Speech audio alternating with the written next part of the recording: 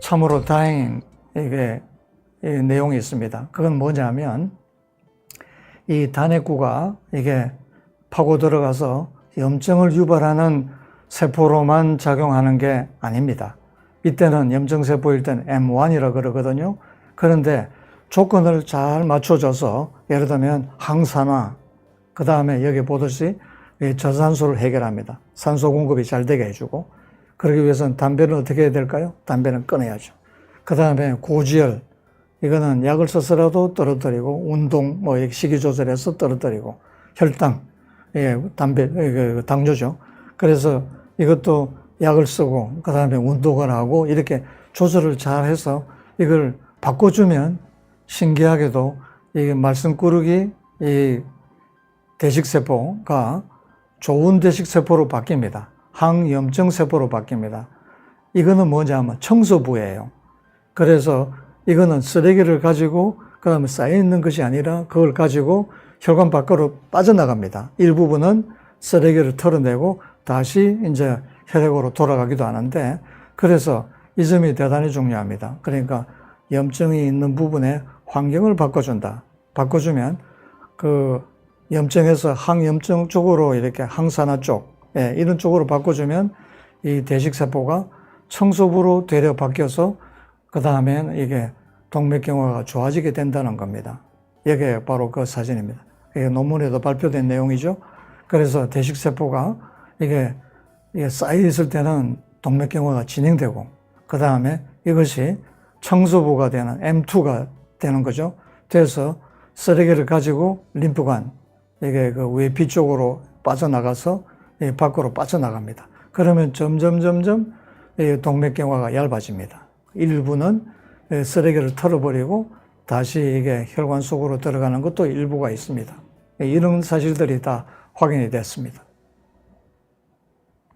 그리고 또한 그런 항산화뿐만 아니라 이때도 유산소 운동, 여기에는 이제 20여도 마찬가지, 이렇게 혈류량을 증가시키고 척류를 증가시키면 이건 역시 M1은 줄어들고 M2가 늘어나는, 그러니까 청소부는 늘어나고 말썽꾸러기는 줄어들도록 만들어줍니다.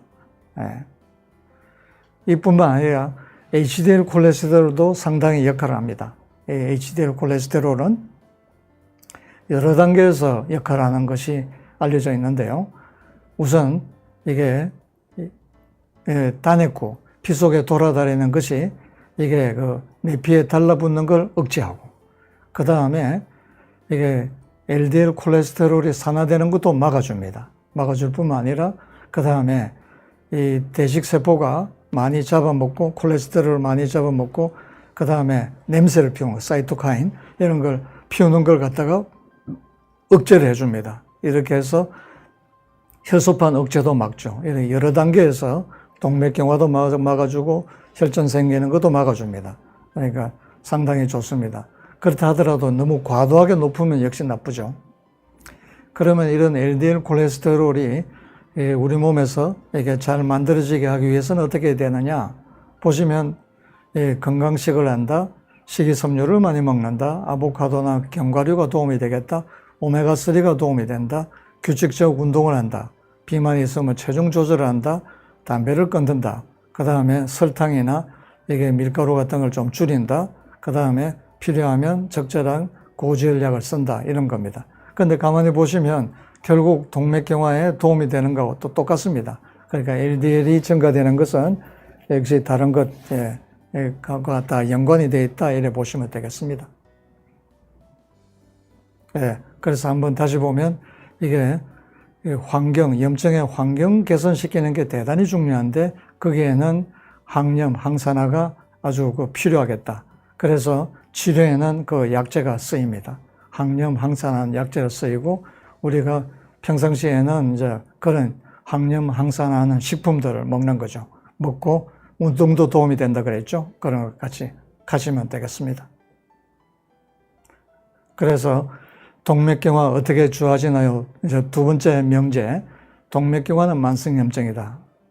정리해보면 산화된 LDL 콜레스테롤이 염증을 유발한다. 이때 대식세포가 주도적 역할을 하고 염증이 진행될 때는 이게 M1 나쁜 대식세포가 역할을 하고, 이게 호전될 때는 좋은 대식세포 M2가 역할한다. 이때 청소부 역할을 하는 거죠.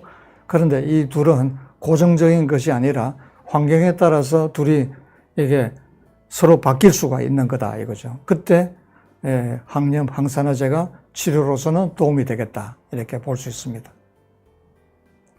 그리고 22년도에 발표된 내용인데요. 거기 보면 동맥경화 어떻게 이렇게 줄일 수 있느냐라고 하는 점에서 이 세 가지를 동시에 해야 된다라고 강조를 하고 있습니다. 그 논문에서 콜레스테롤 축적을 감소시키자. 그러기 위해서는 콜레스테롤 떨어뜨리는 약을 써서라도 줄여야 되겠죠. 그 다음에 염증을 줄이자. 항염이 중요하겠다. 그래서 이제 여기에 이제 항염 항산화제가 도움이 될 겁니다. 그 다음에 내피세포 기능을 살리자. 여기에는 이제 ECP라든가 운동이 도움이 되겠죠. 여기도 여전히 같은 이야기를 하고 있습니다. 물론 옆에 이런 것도 같이 해야 되겠죠.